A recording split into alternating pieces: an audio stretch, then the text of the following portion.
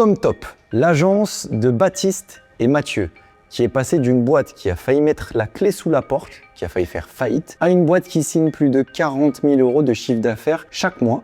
Ça, en l'espace de 6 mois, et on les a accompagnés au sein de l'incubateur du charbon. Dans cette vidéo, je vais t'expliquer de A à Z, dans les moindres détails, le processus qu'on a suivi pour les amener de 0 à plus de 40K par mois signés. Si tu tombes sur cette chaîne par hasard ou que tu ne connais pas encore, moi c'est Clément, il y a 4 ans, j'ai monté une agence qui s'appelait Horus, que j'ai revendue en juin 2024. Et depuis, j'ai dédié mon quotidien à aider les freelances et les agences à développer leur activité. Et dans cette vidéo, je vais donc te parler de l'une de nos agences qui a une très belle success story, Comtop. Alors l'objectif de cette vidéo est très simple, j'ai mon petit iPad ici, tu verras j'ai des petits schémas et on va t'afficher des petits schémas à l'écran. Je t'ai diffusé ça en plusieurs étapes. L'objectif, c'est que on les passe une par une et dans chacune des étapes, il y aura ce qu'on a mis en place pour Comtop, ce qui a permis de leur côté du coup de réussir certaines choses. Et je vais aussi te donner des éléments concrets pour que toi, tu puisses reprendre ces étapes-là et les appliquer dans ton activité de freelance ou dans ton agence. C'est parti. Premièrement, je vais te parler un peu du contexte de Comtop quand ils sont arrivés dans le charbon. Donc, c'était il y a à peu près 9 mois. Et ce qui s'est passé, c'est que quand on les a récupérés, entre guillemets, c'était une agence qu'on appelle 360. Ils avaient beaucoup de clients, mais ils avaient des toutes petites prestations. Ils facturaient 200, 300 et en gros moins de 500 € par prestation et ils accumulaient les clients sur des prestations qui n'avaient rien à voir. Ils faisaient du community management, ils faisaient de la gestion de réseaux sociaux, mais ils faisaient aussi un peu de SEO par-ci par-là. Ils créaient des visuels. Bref, en fait, ils faisaient littéralement tout pour leurs clients qui les payaient très peu cher et ça a créé une espèce d'usine à gaz. Ils avaient même des employés et la problématique de tout ça, c'est qu'ils n'étaient pas vraiment spécialisés et ils gagnaient pas beaucoup d'argent sur leurs prestations puisqu'ils vendaient trop peu cher. Donc ça, c'était un peu le point de départ de Comtop. Aujourd'hui, en comparaison, ils sont spécialisés en SEO et aujourd'hui, ils s'intéressent beaucoup à l'IA aussi avec ce qu'on appelle le GEO, donc référencement naturel pour le SEO et référencement dans les algorithmes IA pour le GEO. Et là, ça fait plusieurs mois qu'ils sont à plus de 40 000 € de chiffre d'affaires signé. Ils ont beaucoup moins de clients, donc on a augmenté les prix, on en parlera juste après. Ils ont beaucoup plus de rentabilité et l'objectif dans tout ça, c'est de t'expliquer le chemin qu'ils ont parcouru parce qu'ils ont dû changer complètement de modèle. Ils ont pivoté, mais c'est même plus un pivot, c'est un retournement à 180 degrés. Ils se sont respécialisés et grâce à ça, ça a bien fonctionné. Donc ça, c'est pour t'expliquer voilà, le contexte global. Maintenant, on va voir en plusieurs étapes comment est-ce qu'on les a aidés concrètement. La première, ça va être la partie pilotage, donc comment on les a aidés à regagner de l'argent sur leurs prestations. La partie structure, comment ils étaient organisés avant versus comment ils sont organisés maintenant. La partie offre, je te parlais d'un pivot sur un repositionnement stratégique et une spécialisation SEO, GEO actuellement, on va en parler. Et enfin l'acquisition, parce que c'est un peu le nerf de la guerre à un moment donné, même si on se repositionne correctement et que tout va bien, si on va pas chercher les clients, ça devient compliqué. Première étape, c'est parti comme je te le disais. Je te mets une petite infographie parce qu'elle résume exactement ce qu'on va voir dans cette partie-là. Le problème réel, c'était le chiffre versus la rentabilité. Et chez Comtop, c'était un peu frappant, tu vois. Ils avaient il me semble que c'était des dizaines de clients, si je dis pas de bêtises. Je pense qu'ils avaient plus d'une vingtaine de clients. Beaucoup de gestion opérationnelle, beaucoup de galères parce qu'en fait, c'était des tout petits tickets par client. Et eux, leur modèle, c'était de multiplier les clients. Sauf que ça, c'est un piège parce que tu marges très peu par client. Ce qui fait que tu as beaucoup de gestion opérationnelle, tu as très peu de marge par client et tu as beaucoup de volume de clients différents et donc de contextes différents à gérer sur lesquels tu gagnes pas énormément d'argent. Et en plus, ce qu'on dit, et ça c'est une vérité générale, ce sont ceux qui payent le moins qui sont les plus chiants en vérité. Et ils étaient exactement là-dedans. Et comment est-ce qu'ils ont essayé de pallier à ça? C'était en recrutant un maximum de monde. Sauf que quand tu recrutes, qu'est-ce que tu fais? Tu ajoutes du management, tu ajoutes des charges opérationnelles, tu ajoutes des charges financières, des charges fixes à ta boîte. Et donc le peu de marge qu'ils avaient et le beaucoup d'opérationnel qu'ils avaient n'a fait que de s'accentuer. Ça, c'était pas bon. Ce qu'on a fait quand ils sont arrivés dans le charbon, et on leur a demandé de prendre une décision difficile. On a revu littéralement toute la rentabilité, on a regardé tout leur pilotage et on leur a dit, écoutez, là, vous dépensez beaucoup trop d'argent, vous avez beaucoup trop de charges fixes, vous avez des équipes qui malheureusement ne sont pas rentables, et bien, il va falloir nettoyer la masse salariale. Excuse-moi pour la vulgarité de ce terme, mais c'est littéralement ce qu'on a fait, et c'est littéralement surtout ce que eux ont décidé de faire, et ça a été la meilleure décision possible. Ils sont revenus à 2, donc ils ont réduit la taille de la structure de la boîte et ça a tout changé. Tu vois, je te le mets juste ici sur l'infographie. Ils sont passés d'un chiffre d'affaires qui était plutôt élevé, mais en vrai qui était moins élevé que ce qu'ils font actuellement, avec une marge très faible et une structure trop lourde. Ils avaient, tu vois, entre 15 et 20%, et encore on est gentil, il me semble qu'ils avaient encore moins que ça en termes de marge. Il y a des mois, on faisait, je me rappelle d'un mois, on avait des salariés, on a fait 100 balles dans le mois. On s'est dit, mais on est mort. C'était mais absolument lunaire. On avait beau trouver toutes les excuses possibles, on n'en pouvait plus. Et là, sur l'infographie, tu le vois, ils sont repassés à 2. Donc, ils sont passés en mode freelance, entre guillemets, mais c'était réellement une agence. Hein. C'est juste qu'ils embauchaient justement des freelances. Il n'y avait plus d'employés en CDI qui étaient des charges fixes trop lourdes. Et ils sont passés sur un modèle beaucoup plus léger, beaucoup plus rentable. Et on a fait remonter sur les premiers mois la marge à plus de 40%. Et aujourd'hui, il faudrait leur demander, mais je pense qu'ils sont à bien plus de 40%. En tout cas, de mes derniers échanges avec eux, c'était le cas. Et tu vois, je t'ai mis une petite citation qui est très très importante à retenir. Et c'est un peu le point final de cette étape 1. Une agence ne meurt jamais par manque de chiffre d'affaires. Elle meurt par manque de marge. Donc attention à ne pas confondre les deux. Il y a beaucoup d'agences qui font énormément de volume en termes de chiffre d'affaires, mais qui ont des très faibles marges, et c'est souvent comme ça qu'elles meurent. Même les plus grosses agences, hein, j'ai des histoires à raconter, mais même les plus grosses agences qui font des millions et des millions peuvent mourir à cause d'une mauvaise gestion de la marge. Donc ça, c'était l'étape 1, c'est comme ça qu'on les a aidés au départ, et cette décision de réduction de masse salariale a amené justement cette étape 2 qui fait quoi ? Comment est-ce qu'on structure cette nouvelle boîte, puisque pour le coup, c'était un tout nouveau modèle. Donc c'est ce qu'on voit ici, je t'afficherai aussi la petite infographie qui va t'expliquer un peu comment est-ce qu'on a fait dans cette étape 2 au niveau de la structuration pour que tu l'aies en visuel. On avait un deuxième problème avec Baptiste et Mathieu, c'est que leur rôle était flou. Ils avaient des responsabilités mélangées. Il y en avait un qui faisait Y, l'autre le lendemain il faisait la même tâche, et puis l'autre le surlendemain il reprenait le relais. En fait, ils n'étaient pas très bien organisés. Leur périmètre d'action n'était pas très bien justement périmétré et organisé. Ça créait des chassés-croisés, ça créait du flou. Ils n'avaient pas de vision claire sur OK, qu'est-ce que fait Baptiste, qu'est-ce que fait Mathieu, qu'est-ce que font les freelances à qui ils déléguaient, et à quel point derrière est-ce qu'ils allaient pouvoir rentabiliser leurs investissements, que ce soit sur eux ou sur les freelances à qui ils déléguaient. Donc il n'y avait aucune vision claire. Qu'est-ce qu'on a fait ?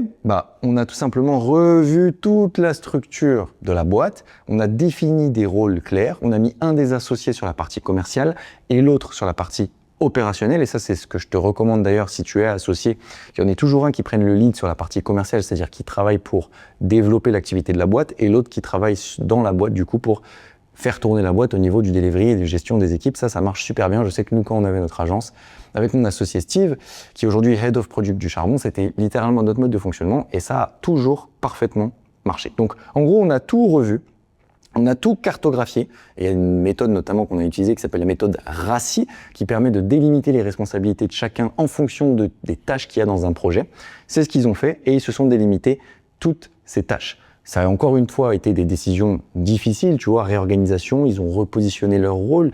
Il y en a un qui a dû quitter l'opérationnel pour aller se concentrer sur le commercial et aller se confronter justement à parler avec les futurs prospects, et l'autre qui gérait plutôt la partie delivery. Donc ça a été un peu compliqué au début, voilà, c'est évolué dans un rôle que tu connais pas. C'est pas évident, et délimiter les périmètres quand on est associé et qu'on a l'habitude de travailler tous les deux sur les mêmes sujets, c'est pas facile non plus. Donc on est revenu à un rôle entre guillemets très simple et une structure de boîte très minimaliste, mais au final, ça l'a rendu légère, ça l'a rendu agile, et c'est ce qui a permis derrière de scaler, comme on dit, de se développer en termes de chiffre d'affaires. Et tu vois, ce qu'on a fait, et je vais en parler dans l'étape 3, mais tu le vois sur l'infographie juste ici, qui est affichée quelque part, ils étaient vachement généralistes, tu vois, et on a pivoté complètement leur offre, tu vois, je vais en parler dans l'étape 3, sur quelque chose de beaucoup plus spécialiste. Et donc le fait qu'ils étaient uniquement que 2 plus des freelances à qui déléguer, ça a permis de faire ce pivot rapidement. Parce qu'en fait, quand tu as des équipes, c'est très compliqué de faire un pivot. Tes équipes, elles sont formées sur certains services. Si tu dis, ah bah non, on arrête de faire du community management et on passe en SEO uniquement, tes équipes qui sont par exemple community manager, elles te servent plus à grand chose parce que dans le SEO, tu n'en as pas besoin. Donc bon, le fait de revenir à 2 et de limiter, de rendre agile en fait cette boîte a permis de faire le pivot que tu vois sur cette infographie. Et encore une fois, on le voit, hein, les marges ont augmenté. Étape 3, en parlant de pivot, je vais t'expliquer exactement ce qu'on a mis en place et comment est-ce qu'on a articulé ce pivot, donc ce changement d'offre complet, comment est-ce qu'ils sont passés de généralistes à spécialisés. Avant, c'était une agence 360, comme je te disais, community management, petits clients, et tu le vois encore sur cette infographie-là, tu vois, ils avaient beaucoup de clients, agence 360, et en fait, ils sont passés à 3, 4, 5 clients, donc là, sur l'infographie, il est marqué 3 clients, mais c'est des clients qui, en gros, rapportent l'équivalent de 10 petits clients qu'ils pouvaient avoir. On a augmenté drastiquement les prix. Une règle aussi que tu peux retenir, c'est qu'une prestation qui se vend moins de 500 € pour nous au charbon, elle n'est pas valide. Il faut augmenter les prix. Et j'aurais même tendance à dire qu'aujourd'hui, une prestation de service qui se vend à moins de 1000 € par mois, c'est quand même très compliqué. Ça peut te mettre des épines dans les pieds directement. Donc eux, c'était le cas. On a complètement rasé ça. On a dit non, vous allez augmenter les prix. Et ils sont passés à un peu plus de 1000 € pour une prestation SEO uniquement pour les entreprises, donc TPE, PME. Ils ont commencé avec du local, on en parlera dans l'acquisition, et ils sont repassés en mode spécialisé SEO. Bien évidemment, ce procédé, il a pris un peu de temps, on s'est pas mal questionné, on leur a posé plein de questions, et eux aussi se sont posé plein de questions sur, ok, parmi la galaxie de services que vous vendiez lorsque vous étiez une agence 360, quel était le service sur lequel vous margiez le plus, mais surtout quel était le service avec lequel vous étiez le plus aligné, celui qui vous remplissait de plaisir, entre guillemets, et de fierté lorsque vous le délivrez. Et c'était le SEO. Donc on est parti sur le SEO, on a dit ok, comme Top n'est plus une agence 360, ça va être une agence SEO haut de gamme, et donc on va augmenter les prix et on va limiter les offres à une boîte qui fait du SEO. C'est littéralement ce qui s'est fait. Ça a été très très compliqué, on le verra dans les étapes d'après, mais imagine qu'en fait tu as une boîte qui fait 10 clients, comme tu l'as sur l'infographie à gauche, et tu te dis je vais enlever tous ces clients-là qui ne correspondent plus à mes nouvelles offres, et je vais essayer d'aller chercher moins de clients, mais qui doivent me payer 3-4 fois plus cher pour un service qui comporte beaucoup moins de livrables, puisque aujourd'hui, je me limite uniquement au SEO. Et pour eux, ça a été extrêmement compliqué. Tu vois, pendant 2 ou 3 mois, il n'y avait pas forcément de nouveaux clients, ça a été dur, la trésorerie était tendue. Il y avait aussi ces histoires de réduction d'équipe, donc ils étaient un peu la tête là-dedans. Ils étaient plus que tous les deux. Voilà, imagine que le pivot, c'était pas une partie de plaisir, c'était pas quelque chose de très facile. Ils ont perdu du chiffre à court terme parce qu'en fait, quand ils ont commencé à refuser des nouveaux clients sur les anciennes offres, il n'y avait pas forcément de nouveaux clients qui rentraient. Mais petit à petit, grâce à la spécialisation, grâce au contenu, on en touchera 2 mots juste après, et à la prospection, tu as des gros clients, comme tu vois ici sur l'infographie, qui ont pris la place de plusieurs petits clients. Et donc, ils ont pu lâcher les petits clients tout en signant de gros clients. Et ce pivot s'est fait comme ça. Des plus gros contrats rentraient et on lâchait des plus petits contrats. Mais ça a duré un bon 2 ou 3 mois et c'était vraiment pas évident. Donc la leçon à retenir de cette étape 3 là, du gros pivot d'offres, c'est que quand tu vas faire un pivot comme ça, que tu vas changer, que tu vas accepter de te spécialiser, et c'est hyper important, d'ailleurs sur l'infographie d'avant, tu vois, tu avais une statistique qui disait que 77% des agences les plus performantes sont spécialisées sur un domaine. Je te mettrai la source dans la description, mais c'est une étude qui a été faite là-dessus, donc c'est même pas moi qui le dis, même si j'y crois dur comme fer. On a baqué nos propos, et eux, c'est ce qu'ils ont fait. Par contre, ils ont accepté, et donc c'est la leçon, j'en reviens là, à perdre du chiffre d'affaires à court terme pour faire un pivot. Si jamais tu décides de te spécialiser et d'arrêter de vendre certaines offres, tu devras faire ce pivot toi aussi, et il faudra accepter de perdre potentiellement du chiffre d'affaires. On passe à l'étape 4, l'acquisition. Donc là, c'est le vrai moteur, entre guillemets, de la boîte, parce que là, je t'ai quand même raconté au début dans cette intro qu'ils sont passés de 0 à 40K. La vérité, c'est qu'ils étaient agence 360, ils faisaient un peu de chiffre mais peu de marge. Ils sont repassés à 0 parce qu'on leur a dit de se spécialiser en SEO. Et ensuite, ils sont remontés à 40K. Et justement, l'acquisition a joué un énorme rôle là-dessus. Ils ont, dans un premier temps, repris leur activité de création de contenu. Je leur avais dit que quand on est une boîte spécialisée et qu'on vend des services haut de gamme, entre guillemets, parce qu'en local, une prestation SEO à plus de 1000-1500 €, ça reste du haut de gamme, même si dans la grandeur des choses, ça ne l'est pas. En local, ça l'est. Donc, je leur avais dit que quand on a une boîte comme ça, il faut avoir un fort personal branding des fondateurs. Ils ont donc suivi tous nos conseils sur LinkedIn et ils ont commencé à créer beaucoup de contenu sur LinkedIn parce que LinkedIn est la plateforme B2B par excellence et c'est là que se trouve la majorité de leurs clients. Ça a cartonné. Ils ont aussi fait des groupes d'affaires en local et les groupes d'affaires ont été beaucoup plus faciles à entre guillemets pénétrer, où c'était beaucoup plus facile de tirer les bénéfices de ces groupes d'affaires du type BNI quand on est spécialisé plutôt que quand on fait tout. Parce que quand on est spécialisé, les gens savent pourquoi ils viennent nous voir et nous on sait pourquoi on va les voir. Donc ils ont mixé un peu ces deux-là, du réseau d'affaires type BNI et aussi beaucoup de personal branding sur LinkedIn. Les 2 fondateurs ont publié et se sont vraiment pris au jeu avec un positionnement clair, une boîte qui est montée en gamme et en prestige, un tone of voice comme on dit, c'est-à-dire un ton, une manière de s'exprimer, une manière de se présenter qui était beaucoup plus professionnelle. Bingo, ça a mis 2-3 mois encore une fois avec la prospection, je vais en parler juste après, pour avoir des résultats, mais leur présence en ligne du coup a rayonné, les impressions se sont cumulées et ils ont commencé à attirer des clients grâce à ça. Donc c'était beaucoup moins rapide entre guillemets que la prospection qu'on va voir juste après en termes de résultats, c'est-à-dire qu'ils n'ont pas signé des clients tout de suite sur LinkedIn après avoir publié 2 posts, et ne t'attends pas à ça. Par contre, Plus le temps passe, plus c'est des intérêts composés. Ils écrivaient très bien parce qu'ils ont suivi tous nos conseils sur LinkedIn et ils sont aussi des personnes extrêmement intelligentes avec une prise de parole qui est vraiment sympa, donc forcément ça a bien matché.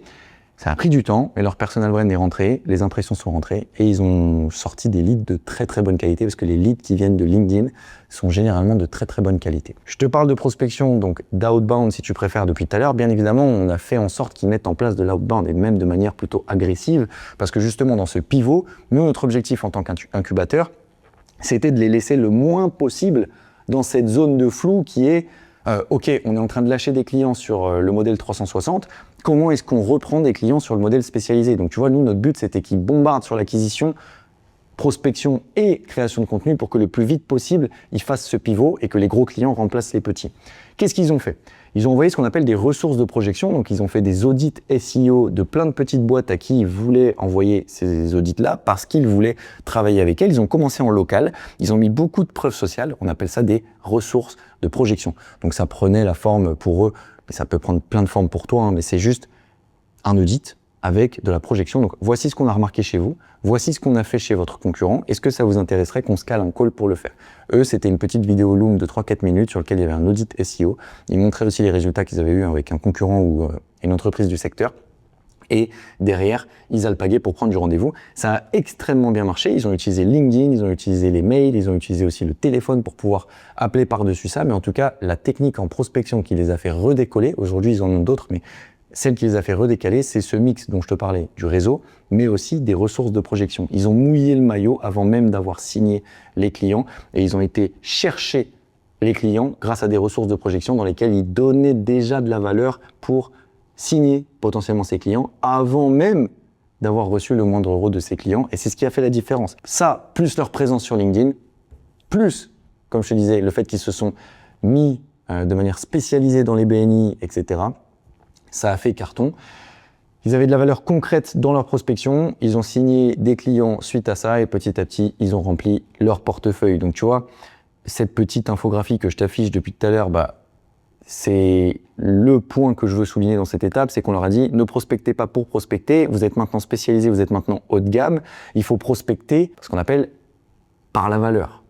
Prospecter avec quelque chose à apporter, de manière à vous différencier sur un marché qui est concurrentiel, il faut envoyer de la valeur avant même d'avoir été payé pour. Et donc, le mix que tu vois en inbound de personal brand plus en outbound de ressources de projection, donc je bosse pour vous avant même d'avoir été payé, c'est ça qui crée cette valeur concrète qu'il y a en rouge. Et bien évidemment, tu vois, personal brand fonctionne quand le positionnement est clair.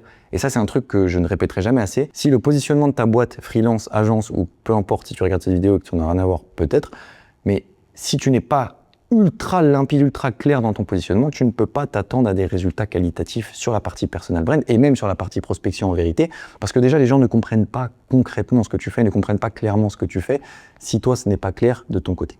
Donc voilà. Et c'est ce que je te disais, je te remettais cette stat là, 70 à 78% des marketeurs disent que les agences spécialisées donnent de meilleurs résultats. C'est une autre stat qui vient concorder avec la stat que je te donnais juste avant, qui vient d'une autre source qui encore une fois sera dans la description, mais ça va converger entre guillemets vers un seul discours qui est que plus tu es spécialisé, plus tout ce qui se passe derrière reste facile. Enfin, petit bonus avant de conclure, je vais te mettre une autre infographie juste ici. D'ailleurs, ça serait intéressant que vous me disiez ce que vous pensiez de ces infographies. D'habitude, on le fait pas, on fait sur le format Google Doc. Là, je me dis que les infographies, c'était quand même un peu plus sympa, donc on a passé un peu de temps à les préparer. Mais il y a eu aussi un effet charbon. Donc le charbon, pour répéter, si tu ne connais pas, on est l'incubateur référence en France pour agences et freelance. On a incubé plus de 200 maintenant et on a un énorme effet communautaire. Ce qui s'est passé pour Comtop quand ils sont rentrés dans l'incubateur, c'est qu'ils ont rencontré beaucoup d'agences du charbon avec qui ils ont eu la chance de faire des partenariats et même certaines des agences qui sont devenues leurs amis, donc partenaires business mais aussi leurs amis. Ça, qu'est-ce que ça a créé? Ça a créé beaucoup de business. Le charbon, c'est rempli de prestataires de services, freelance, agences. Mais c'est vrai qu'à l'époque où Comtop rentre, on a peu d'agences SEO. C'est d'ailleurs encore le cas, on a peu d'agences SEO tout simplement parce qu'il y a moins d'agences SEO sur le marché que d'autres agences avec d'autres business models.